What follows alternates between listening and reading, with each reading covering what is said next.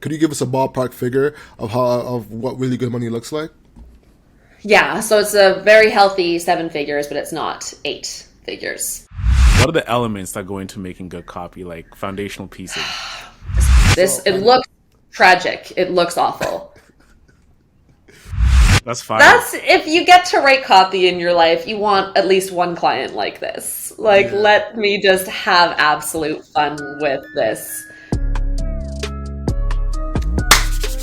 Hello and welcome to Toss Over Everything podcast. This is the podcast where we receive stories, tips, and tactics from entrepreneurs who have done it. If you haven't already, make sure you like and subscribe to the podcast. Make sure you rate us on Apple or on Spotify. Do all that good stuff because it means a big difference to helping the show grow. Today, we have a special guest in the building, a CEO, a founder in the building. And before I even introduce her, I wanted to say something because I think it's actually pretty impactful. When it comes to sales and making money online, there's some skills that are fundamental that you need as an entrepreneur. Some of the skills that once you have them, they are ambidextrous and you can use them wherever you want to actually, create sales and create a system to consistently get sales. So with that being said, that skill is copywriting. Because with copywriting, you're able to craft a story that connects to your customer that results in you getting sales. It's super impactful, no matter which niche or profession you're in. And today we have somebody that specializes in that. She's a professional when it comes to copywriting.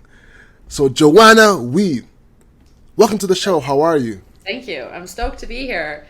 I love hearing people talk about copywriting because then I'm writing down what you're saying. I'm like, next headline for sales page. just take exactly what you said. Thank you. My pleasure. I actually wrote that with that in mind. I'm like, all right, I wonder how that copy would was it okay? It was a banger opener. I love it. Yeah? Yeah. All right, cool. I mean, and what's this ambidextrous skill?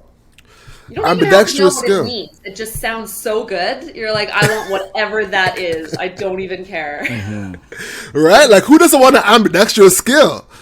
I want it. Right? Cool, because I might have it too, so that's good. Yeah. So, as we get started in this conversation, about copywriting, I'm a marketer, so this is something I'm passionate about. One thing I wanted to do with you is, as an icebreaker between both all of us, is a breakdown, a tear down, if you will, of 3 e-commerce brands. All right. So I'm going to share my screen, and I'm going to get your opinion. I want to get your opinion as well. So I have 3 brands here, and I'm going to start off with one of our favorites, as black men naturally, is Bevel. Okay. Bevel, if you haven't heard of it, is a I was going to say a skincare line, but actually it's kind of changed now. It's a men's grooming line. Oh, nice. It went up. So this is the front page, of course. This is the above the fold. And for those who don't know, above the fold means above the scroll line. Me and the owner actually were just talking about this, right, O? Mm-hmm. So I would love to get your opinion on the headline here, the actual copy. The copy reads, for people who are on audio, new Bevel Pro, all-in-one clipper and trimmer, $330, $329.95 to be specific. Buy now. All right, I'd love to get your opinion, Joanna. Then hurting my soul. It's hurting me. This is the homepage? This is the homepage. The first thing you see when you click on bevel.com. So it's really common for e-commerce to, of course, want their homepage to promote a product. Okay, cool. Promote the newest product. Good. I guess my question would be who's coming here that doesn't need any more information than here's a picture of this thing and now I'm willing to spend $330.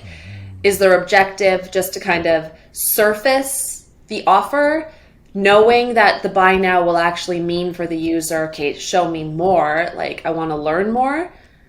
Because when we think of copywriting rules, this is breaking them. This is no, don't do it for a homepage. Because we have to think about, okay, I know homepages are tough because you've got people coming with all sorts of backgrounds. It's not like a landing page or even a product page. If I searched Bevel Pro or whatever, like if I searched clipper and trimmer or all-in-one clipper, all-in-one trimmer or something like that, and landed on the product page, and this was it, then I've already got a little bit of a message match there, right? But here I'm coming to a brand called Bevel. I don't know where the people here who are landing here are coming from. I'm assuming it's either through search, through some social post or link in bio, or somebody said you should check out Bevel. So you've got these different ways in. At minimum, those are like the groups of people and where they're coming in from. They land here. E-commerce never has like a value proposition. I never know why I should shop with that company. Alex, you want to jump in? No. I was looking at my hand in agreement. I was like, yes, like, where's the value prop? No, continue. Don't let me interrupt you. That's all I'm knowing. So I'm just like, I'd want to know why they did it this way is my like first question. Like, why this? Because it is clearly breaking really basic, I like just copywriting rules, but also like website rules, even in e-commerce. It's breaking the rules by just not telling me anything more than here is a product, which might not be for me. Is this the first time you went to this? Is this possibly, do they know something about you? No, this is cold. Like, Bevel, to be fair, Bevel is very popular in like the black male community, to be fair. So I'll give them I'll shoot them some bail there. They're like hugely successful. They have Nas as one of the investors of it. They have a lot of pro athletes promoting it. It's quite popular. So in terms of like netting the people who need to know who Bevel is, it's very popular in that regard, But at the same time, the product itself with this, I feel it's a bit wild. I feel like just jumping into this is a bit crazy. Owen, what do you think, man? You know me, my opinion is going to be a little bit biased because I love the brand and I love this page, to be honest with you, because I've been thinking about buying the trimmer before, like the Bevel Pro 1, right? The first version. This is Bevel Pro 2. So I'm familiar with the product. So when I see this, I'm like, okay, they've added a little timer at the front, quick little text at the bottom right there. Like, I love the page. I actually don't see why you guys hate it so much. Is it because of the black image? I'm not their target. No. I love the giant image. What I'm learning just listening to you talk about this is that Bevel perhaps is using their e-commerce website in a way that's not traditionally common, but it could be that it's working. Traditionally, middle of funnel at least happens on a website. It sounds like top of funnel and middle of funnel are happening in social media for Bevel, like entirely. So they're doing all of the marketing and growth initiatives in social or in like the world where people are talking about this.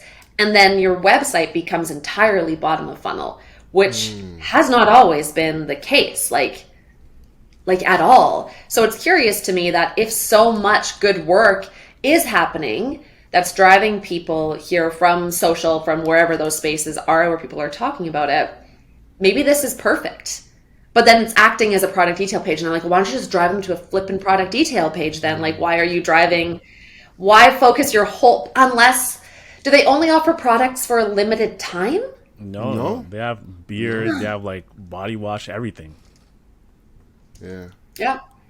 So I would say they're making this for a most aware audience, and you don't typically write a homepage for a most aware audience. Yeah. And that's my quote unquote problem with it.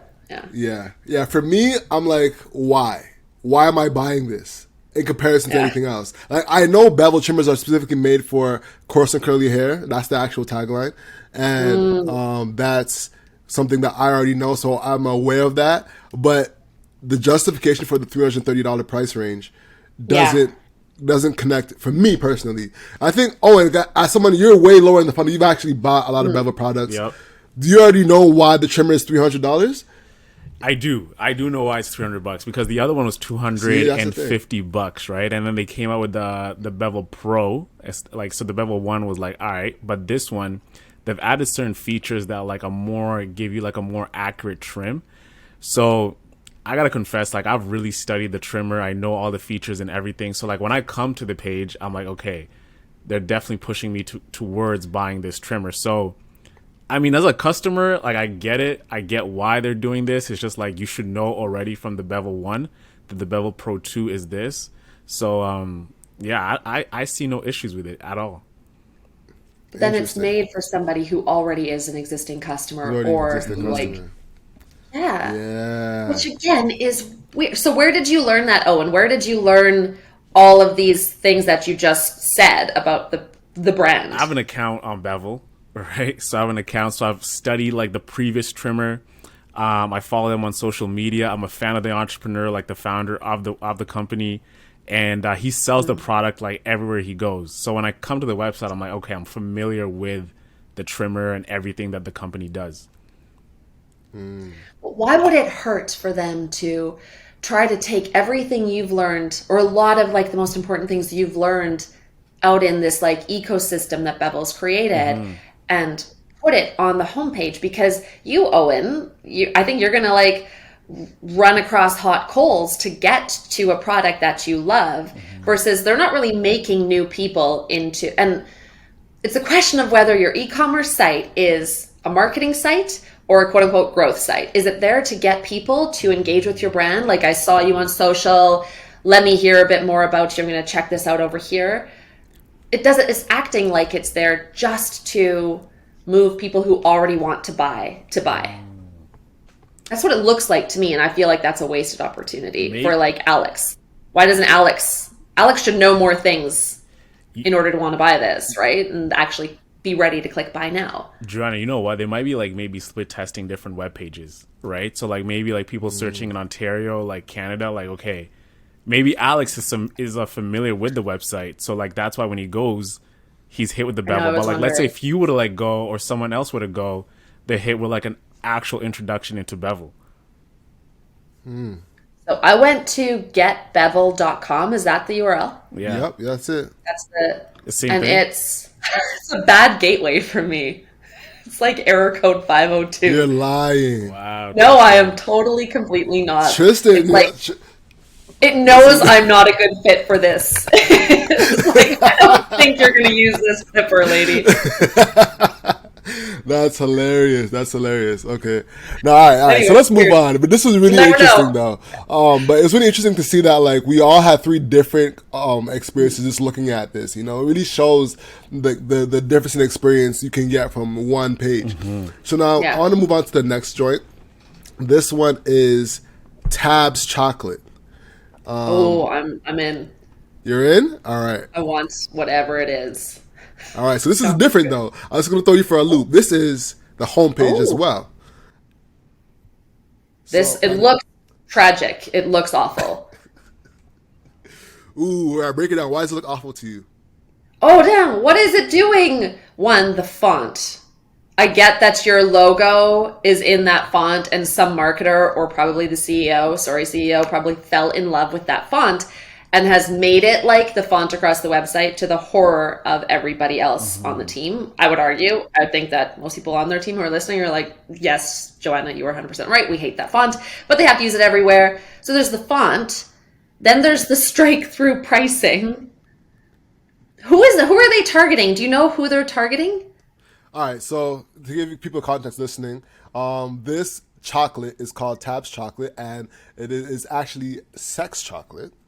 And it is, from what I understand, chocolate that makes you, in the mood. It gets you there. And on their homepage, this is tabschocolate.com.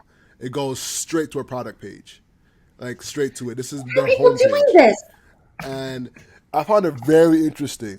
And all you see is the product that says sex chocolate, three experiences, 1,000+ reviews, and you can either buy it or not, basically, you know. But then when you scroll down the page, what I find interesting though is that it's filled with user reviews and things of that nature, you know. So that's what I found interesting. Like, I think it's definitely a strategy. And to answer your question, it's blown up on TikTok. It's gone viral socially, and I think that's why they just stick straight to the product page as the homepage.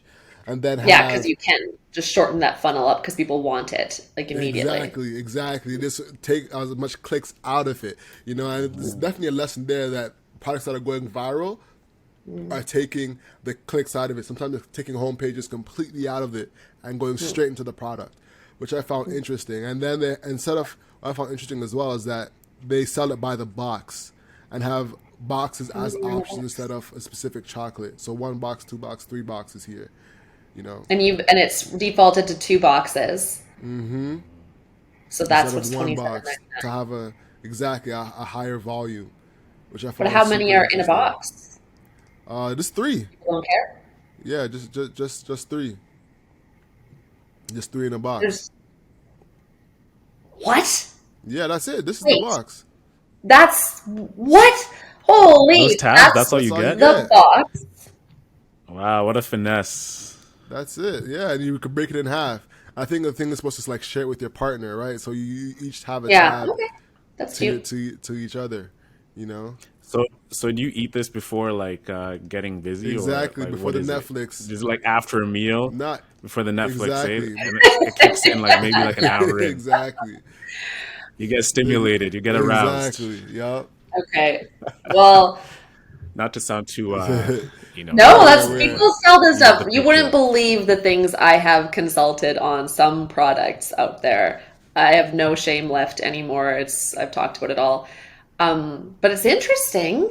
Yeah. What I'm learning so far is, and I'm definitely learning something here that's really interesting, and I want to look into it a lot more. This is another case, just like Bevel, of all the marketing happening off of the site, and this is purely used as now let's complete the purchase, which makes you think, what is going to be the purpose of a website at all for e-commerce in the future? I'm sure there'll be one, but if we're just cutting out the homepage and shortening things up, it's very interesting to me. So I imagine they're doing well. I think if they weren't doing so well on social and in other spaces where people are talking about this, then they'd probably have a very different homepage. I landed on their homepage I can't see the whole site because they're not allowed to sell in Canada, evidently. Oh wow. But I can see a different homepage background Get that out I of have.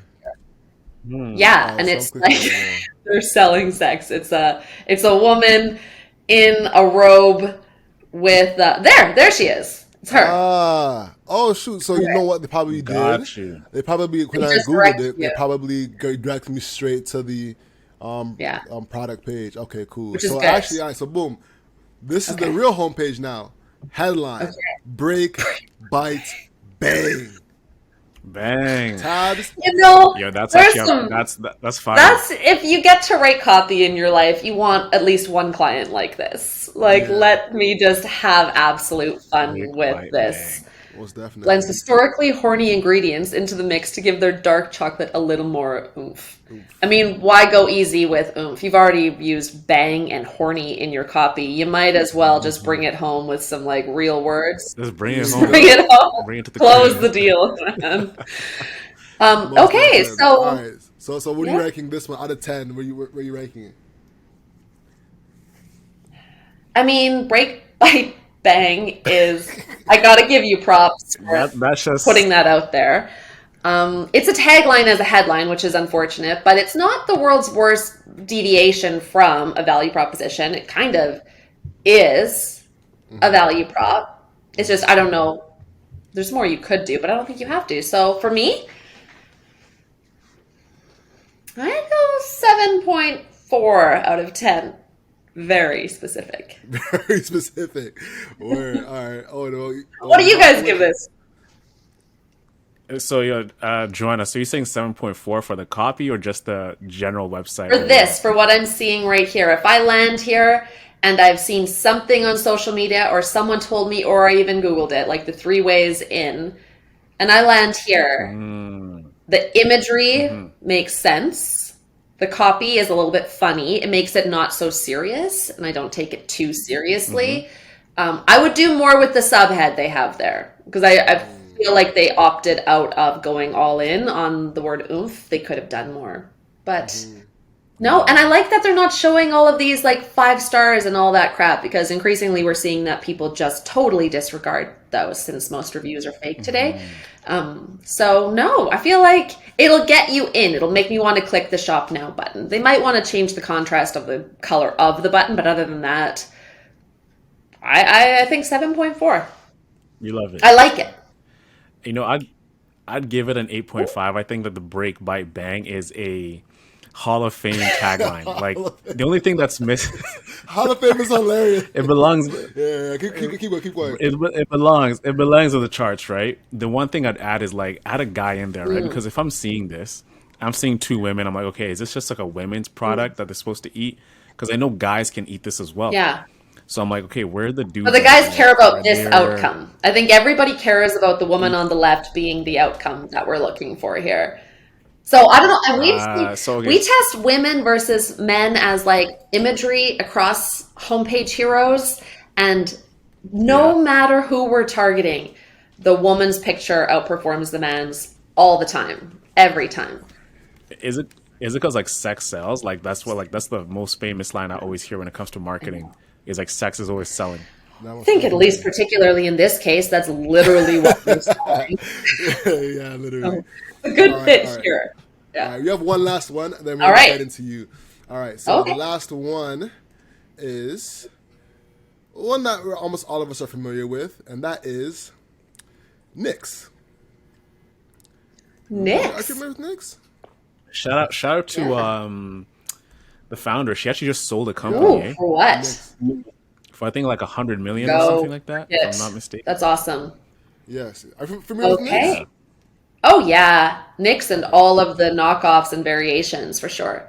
Yup. Okay. Awesome. So this is the last one, and then we're gonna get into you. So NYX has almost like a more traditional, e-commerce setup. On the image, there's a woman lying down, or not? Let's say lying down. I guess in the posing. It's a pose. Down, it's a pose. Posing. And the words "Revolution Bra." The bra changes everything. The sleekest silhouette, the softest fabric, revolution support for A to H cups. Shop bras. Not here. It's very textbook. Like textbook. I mean, I'm not it's excited. I'm not excited about it. Agreed. It's so textbook. And I don't necessarily believe it. Like all it makes me do is click through, which is okay. Like that's the job isn't to sell it.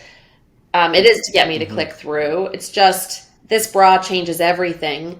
You are not the first person to say this, and it's like this diet changes everything. It's just white noise, like blank changes everything. But does it? Like, is it introducing maybe even a little skepticism where I'm now like, okay, prove it?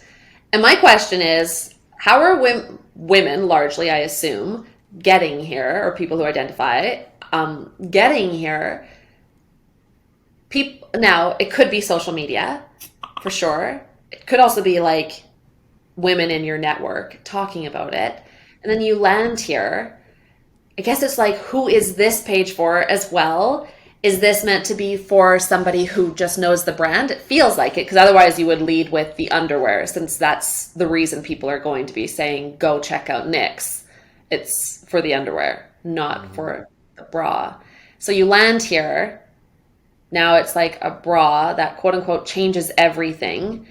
The sleekest silhouette, the softest fabric. Like, yeah, it's not doing anything for me. It's not doing anything. It sounds like a man wrote it. Really? Yeah, that's what I was thinking. I was like, man, it sounds like a dude. Like a dude wrote this, like he knows nothing about it. He's like, what can I say? What can I say about bras? Yeah. It changes everything.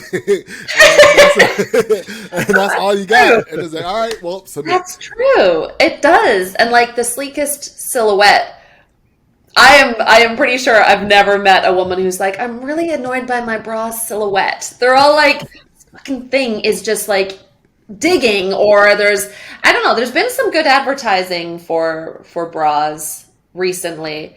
I don't know if you guys saw it in the States, but up here there was one that was like, what it had like no overhang or something it was called.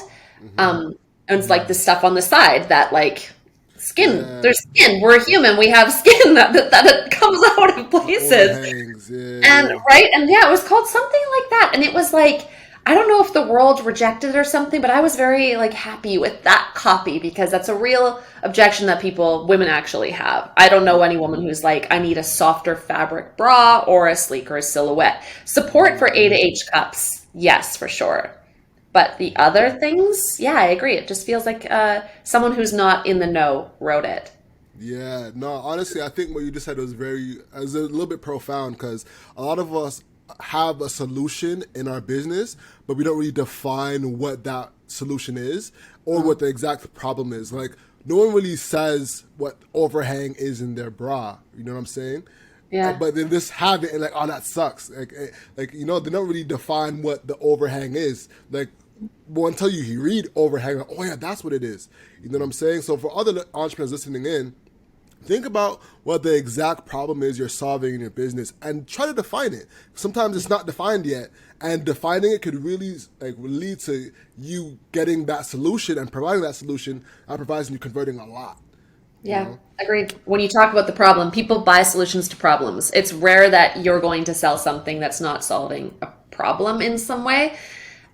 So if you do solve a problem, it's just most marketers and I think startup founders get scared to put the problem on the page. And that's the good copy. The problem and the agitation of the problem are the best parts of your copy. They're going to hook people and make you like they think you're inside my head.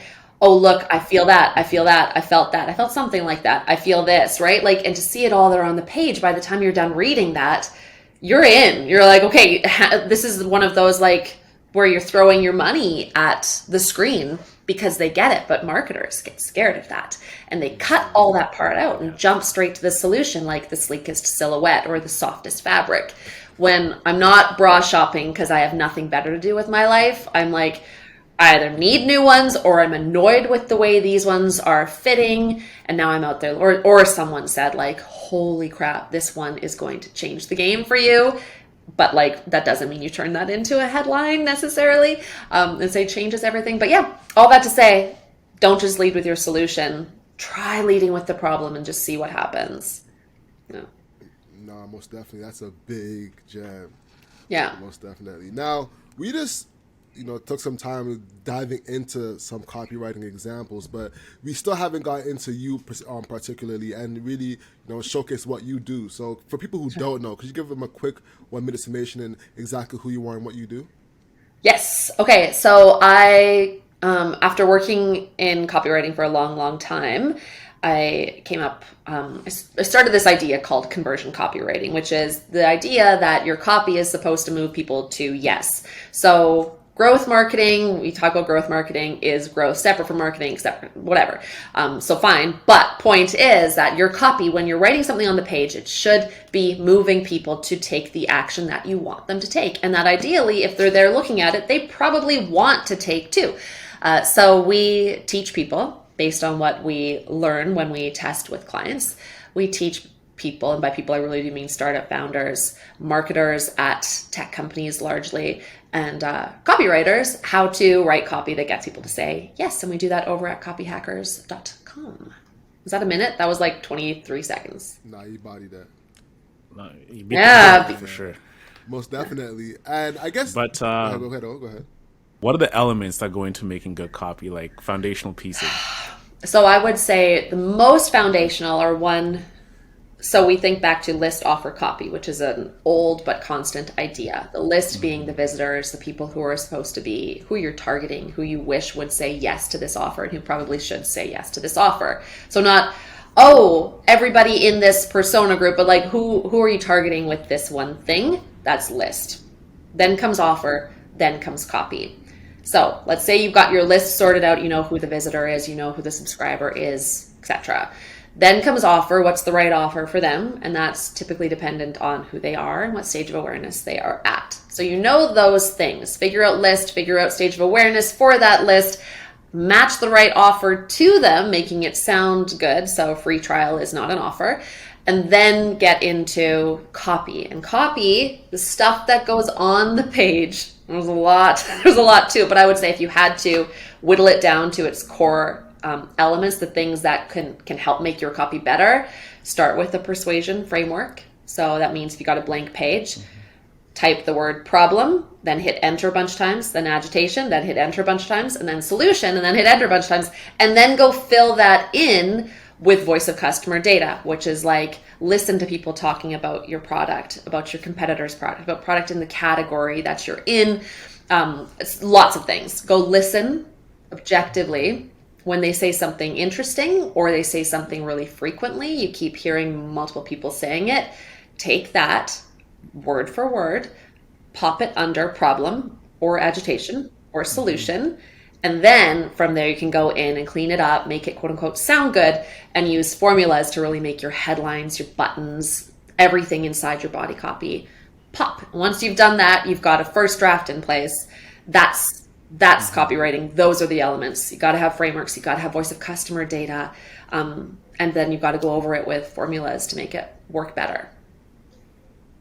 And is this like also for, let's say, product descriptions? Like, is this a framework you're using for everything to make good copy, or is it just like maybe like a about us page or like what the product does? Like, walk us through. I think if you want people to take action on it, then you should work on it.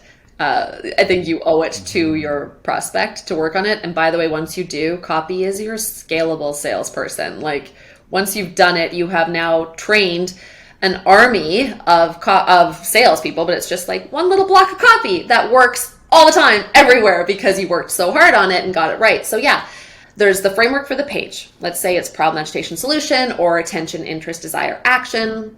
There's lots of frameworks out there that you can use. Then you're going to write within those things, right? So within each section, you're going to have like, let's say body copy. So you'll want to have a framework to make that body copy pop as well. So let's say you're in the desire, or let's go back to problem, agitation, solution. You're in the solution part. You're talking about your solution on this page. Okay.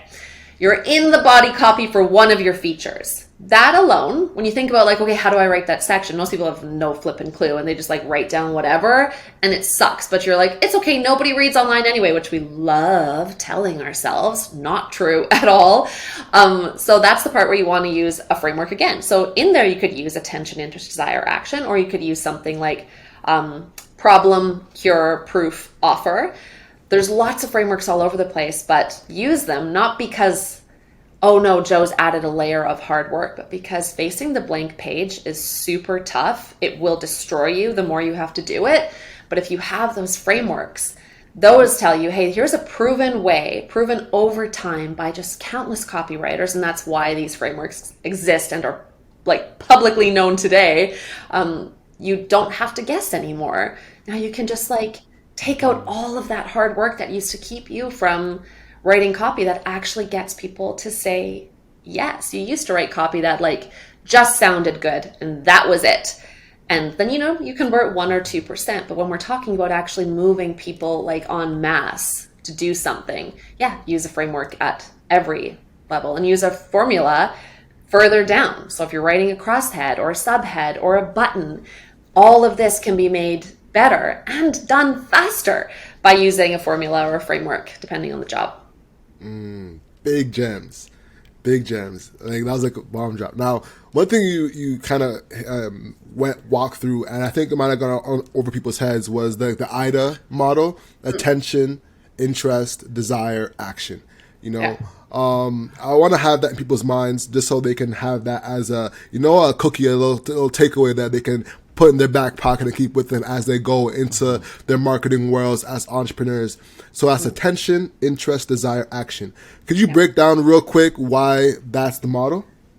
That's one good framework to use. Yeah. Oh, for sure. Yeah, exactly. So attention is where you capture their attention, of course, right? So that can be a good hook. You can open a curiosity gap. It might be something about things that are universally interesting to people: making money, saving money, getting a partner, finding happiness, saving time. Those are like often like good attention grabbers. So how can I grab your attention?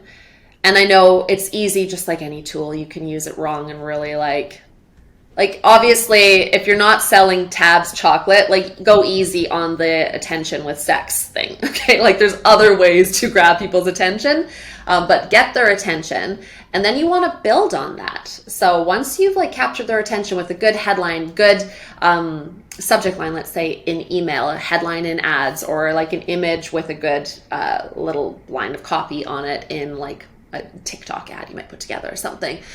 Then you want to build on that. So how do you convert their attention into now real interest? So I might have heard how you made $600,000 doing X. Now, but my skepticism kicks in, couldn't possibly be right for me, etc. And that's where you build the interest for me. Like, okay, it can work for you. Here's how it worked for others. And then you turn that interest. Okay, now I'm interested. This could actually work for me.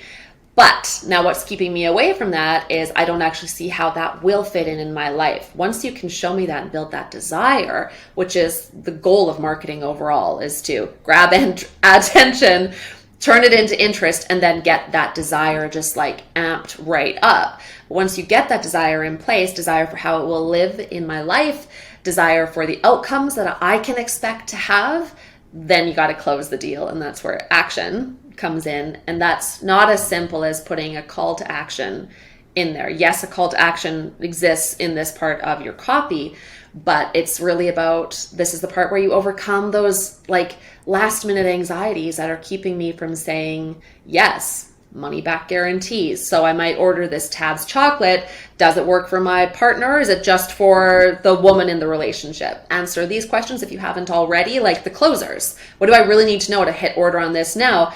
Offer optimization is what comes into play here. So when we were thinking about list offer copy, offer that you are working on gets, pushed down and really amplified in the action section. So I know you've got my attention, piqued my interest, and now I desire this in my life. Close me. This is a really important part. And if you work on it, it actually pays off. Like, copy is such a measurable thing. So if you work on that action part of it, then you can really close actual sales instead of just having a shop now button. What else do you need around that? How else can you get people to click the button? And sometimes, and there's so many different things we could talk about to get people to do this, but it's important to start by just thinking about it and making sure that you're covering your bases with attention, interest, desire, action, or whatever framework you decide to use. Go ahead, Lots to do. What are some best practices like for integrating numbers into your copy? Because like all this is like, okay, we can write the most amazing sentences, but numbers play a big part in that conversion. So like, where do you see numbers fitting into like the whole copy? Yeah, that's interesting. World? So an actual numeral on the page, the letter, the actual like number one, the number two, not spelled out, but like the actual numeral is one of those great symbols when you're thinking of just like how people pay attention to things. Our busy little brains are busy scanning to see what might be the easiest thing to consume. So this cognitive fluency thing, it's a really important part of getting people to say yes, is make things seem easy. So when you put a numeral on the page, that gives your brain something to land on, just like an exclamation point can. Any symbols like an ampersand, all caps can go a long way here, or just a capitalized word. And so numerals are a great thing to add in basically during the editing process. But what we're talking about otherwise with numbers, I think what you're talking about, Owen, is getting into like proof. Is that where you're going with numbers? Yeah, proof, like, because we see numbers all the time, right? But sometimes I see some brands overdo it. Like the number one trusted product in the market, top 10 in so and so and so. I'm like, okay, you've already validated yourself enough. Like, okay, let's get into it. Yeah. So is it like, are you doing too much? Are you doing too little? Like, what is that sweet spot that you need to have to really get me to like press that buy button? Yeah. For me, when I see the world's best or number one or whatever, I often think you are being a marketer. And that's one of the biggest things that we need to work against as marketers, is sounding like marketers. Like, the only person in the room who really cares that you're the number one X in the world is you and your CEO. Like, stop patting yourselves on the back, do a press release and shut up. Like, you don't need to really keep going on about it. So to me, it feels lazy when I see that as a headline. Now, if it's something that's truly remarkable to your prospect, I don't know who that would be. I don't know who would be like, I'm only looking for the world's best X, like the world's number one top selling. I I can't imagine who that is where there wouldn't be a more compelling message for that person, and then you would subordinate like the number one in the world, subordinate that instead of leading with it. So for me, and this is based on experience too, and working with companies, that when something good does happen, we're like, oh, look, we like beat out the competitor by 1% this quarter. Let's put it on our headline on our homepage as like the world's best accounting software or the world's most favorite accounting software. And then it's because they don't have anything better to say. Sadly, they're not listening to their customers in the first place. So that's my take on it. I don't know if it's helpful to anybody, but I'd lean away from it because you can do better than that. Yeah. I think like that could be like a good opener to be like, we're number one because, and then have like the answer maybe like of like, all right, we're number one because we do X, Y, and Z, and have that as like a way to open up into the solutions that they provide for their customer. Maybe that could be like a methodology. But yeah, I agree. When I hear number one or but us two, we see behind the curtain a lot, so we know that when people are saying they're the number one, they're usually saying something else completely. No, I completely agree. Or they're the same as everybody else too, right? Like everyone, you can have, for example, you brought the let's say software like CRM. Like all CRMs are the same. Like what makes you number one? Like there's no CRM rankings, right? No. Like top of the chart rankings. Like okay, HubSpot, Salesforce, they do the same thing. What makes you better? Like, so I just like shake my head or I roll my eyes when I see that type of copy, especially when I'm like, okay, tell me the features and let's move on. Like that's what tell me what I'm going to get out of it. Tell me that it's right for me in my unique case.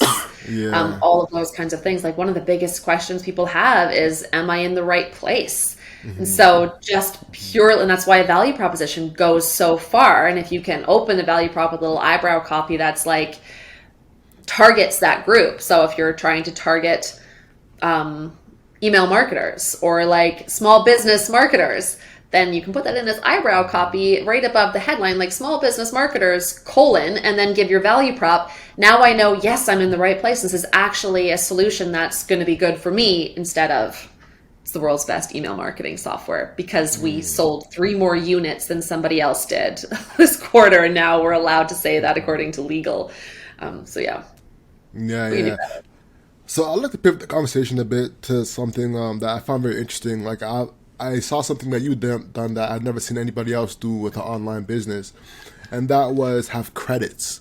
In one of your past businesses, I know you mentioned in past interviews that you had a business where you would have credits that people would purchase, and that was like scaling like crazy. Could you walk us through what that was and just like that model? I think it's so really interesting to people. Yeah. So it was called Snap Copy, and we actually, it's still operating. We just don't run it anymore. But it's called Snap Copy. What it was what we were doing is we had heard from people, enough people to go like, let's do something here, that they just wanted quick feedback on their copy. So again, we started out on Hacker News. Like that's where Copy Hackers was born. And so we've been working with startups for the last 11 years even before that, because we launched on Hacker News, but we were working with the community prior to that. I'm thinking about our background. Sorry. So we went through having all of this, these people saying, hey, can you write these ebooks for us? And that's how we started. And then it was like, okay, well, I've learned from your ebooks, but now I want feedback on how my copy is. Like, is it actually working? What should we be doing differently?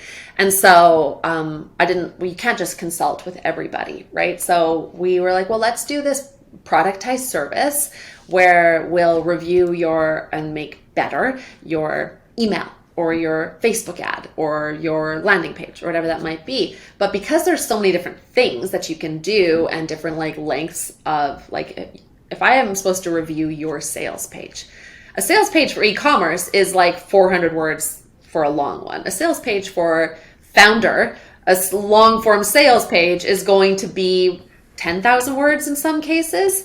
And so you can't just hit buy now on sales page review or my life gets really shitty right this second because I have to review such long copy, or it gets really good if I only have to review the short one.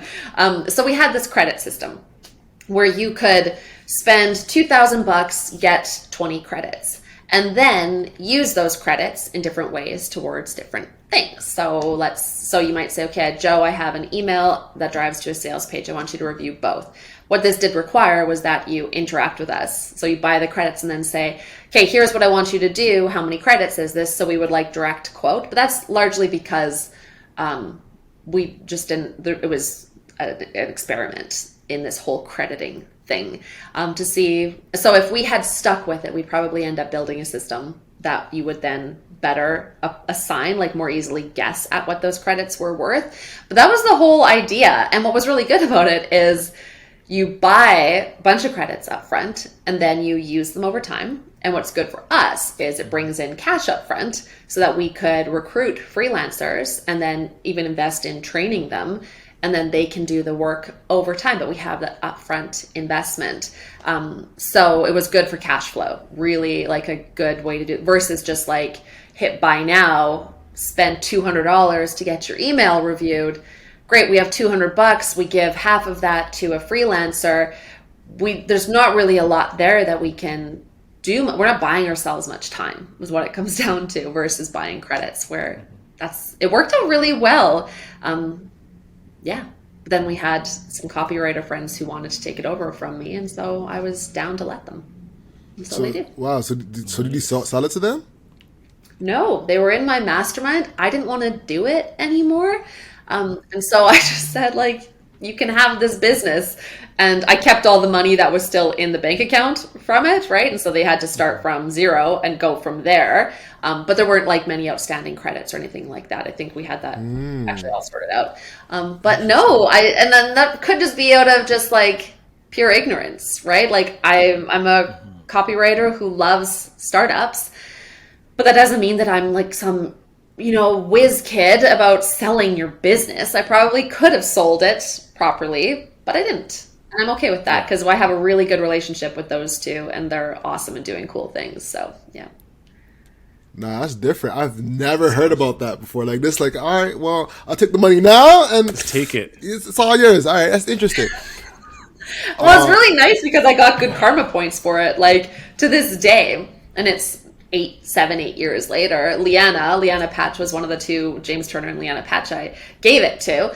And to this day, they're like, they tell people on stages, like, Joe gave me her business and people like me more for it. So I think it's paid off really well in terms of karma points, at least. So yeah. You're the good Samaritan. Let's go with Most that. Definitely.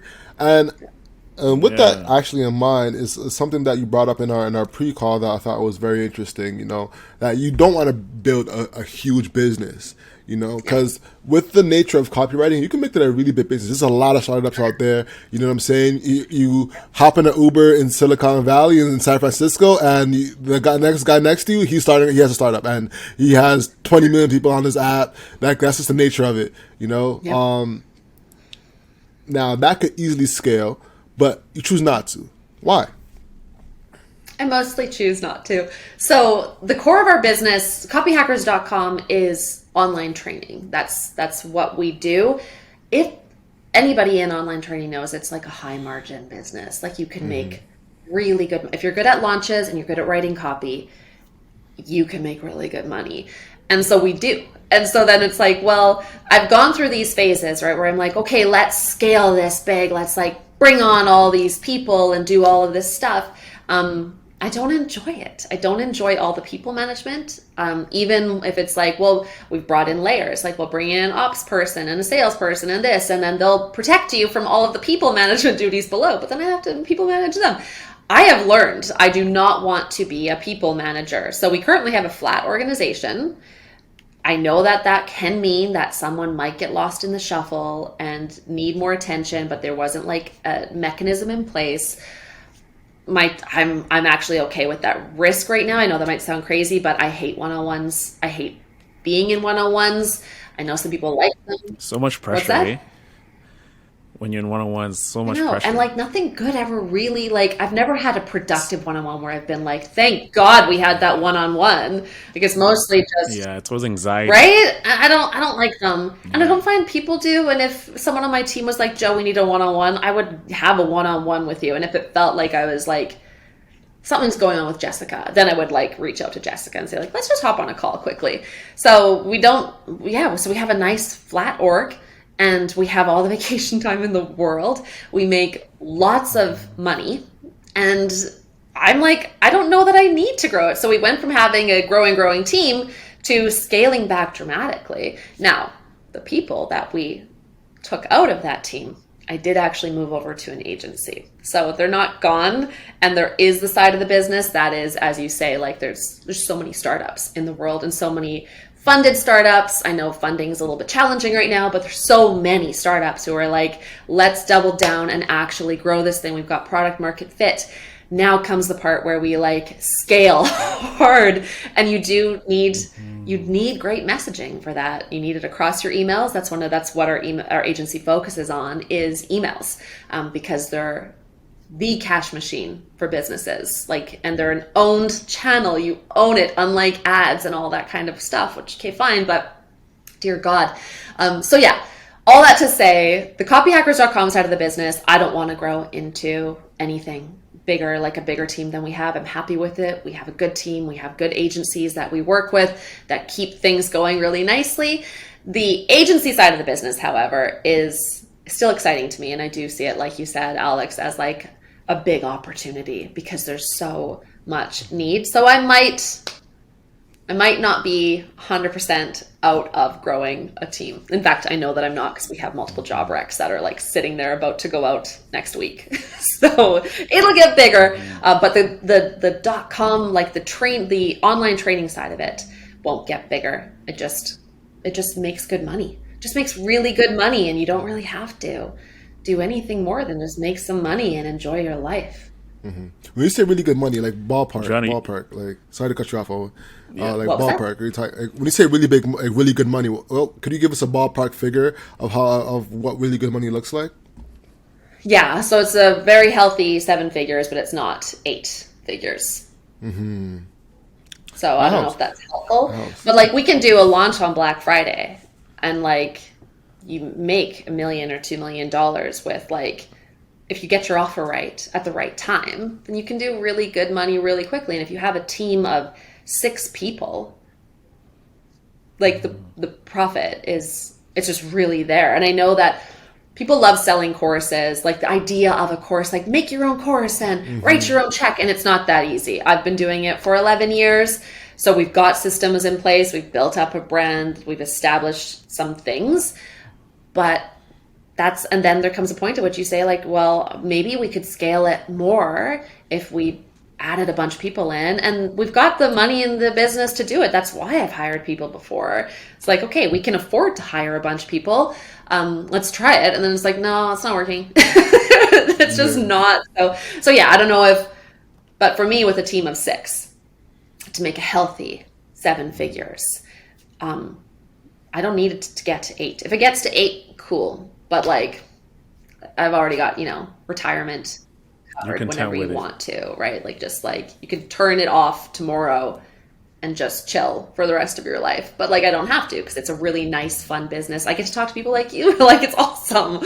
Like, my life is pretty solid. So I don't think adding 20 more people to the team would make me any happier, or I don't even know about the richer part. I don't really care about that part that much, which makes me maybe not a very good hustler. I'm a good hustler, but I think I get out there and do what I need to do. But yeah, then once you've done it, then you can kind of maybe chill a bit. Is my take. Yeah. You brought up something interesting, like with the emails, right? And I want to have like a 2-pronged side of this, right? There's like a personal side email, because like we all write outreach emails to people we want to like book a meeting with. Maybe it's like some like high exec. And then you have like sales emails, right? Like where you're trying to convert them into purchasing customers. Like, hey, I have like this sweater for sale, right? So let's start with like the sales, like outreach emails, and you're writing copy. Like, how do you write a great email to someone you want to like get their attention and like book a meeting with? So, I mean, I myself have done outreach emails, but I don't do them that often. That's why we have somebody in our program who teaches that. So I don't. What I can say is when I have done them, and this is largely for, like, if I think about doing them for clients, okay, so doing cold outreach, tragically, the things that work, the things that don't scale, right? So everybody wants to believe that there's a template out there where you could just like send template, people react like crazy. But typically that template has this opening part that you hate, which is like, this is the part where you connect with that person personally and you've done some research and you know who they are and you're not just like pretending. So that's an important part, is like connecting with them so that they know who you are. And then comes the other stuff, right? This is where I would say like, well, grab their attention by talking to them about something cool that they've done. Naturally, there's always the how, right? Because it's easy to say connect with them, but it comes off so cheesy if you do it wrong. Like such a flag to the person on the other end who's like, why did you even bother researching me? Clearly you've wasted time on this because like you don't actually care about me, you don't like me, you're not like, oh great, work at Copy Hackers, here's something I can sell you. Like it's hard because you can smell this stuff a mile away in most cases. Execs can, anybody who's in that level, in that role, but if you can connect personally and if it can feel real, then from there just match like what that goal is. What's that next goal? And it shouldn't be come by this. It should be like, hey, let's hop on a call if you're talking to an exec, or hit me back with a yes if you want to hear more. You don't have to do anything else. Like make that yes really, really easy. That's like a make it easy to buy is a really old adage in sales, and that's like fill in the form for somebody, like just do all of the things that make it easy to buy. And so if you want someone to answer yes, just say hit reply and type in why, and I'll take it from there. So keeping that ask really simple versus like a sales email for SaaS. That's going to be a very different thing, and it's going to happen over a period of time. Now, there are some people who say every email should sell. I haven't seen evidence that that's the best way to do it, but I can see someone making an argument for it because you've only got so much time in an inbox. You've got like 3 days max from that like day zero trigger, that like initial thing that made someone say yes to hearing from you, max 3 days. And that means like you're already in serious drop-off mode. After day zero, numbers already going down. By day 4, forget about it. You have to find a new way to get them to engage because they don't, unless the sales cycle is extraordinarily long, blah, blah, blah. But in most cases, they don't actually care about you after day 4. So what are you going to do in that 3-day window to get them to care? And do you wait until day 3 to sell? But then you just risked all of that initial traffic that you could, like that initial interest on day 0, day 1, day 2 even. So you do have to get selling in there sooner, or you have to at least make that sell to get them to engage with some other piece of content that can then trigger a whole new day 0 sequence. So I don't know if that's terribly helpful there, but just I think the takeaway is when you have their attention, don't give it up accidentally. Make sure like you're closing them or you're getting them to do something else, and don't fall into this thing. Like be intentional about it. Win or lose them intentionally. No, that was a big gem. Working towards wrapping up, thank you for coming on once again. Where can people find you? Copyhackers.com. Our agency is boxcard.agency, but copyhackers.com is the absolute best place to get us. On Twitter @copyhackers, and we have a YouTube channel for lots of free tutorials and things over. Just search Copyhackers on YouTube, or it's just /copyhackers at some point. Most definitely.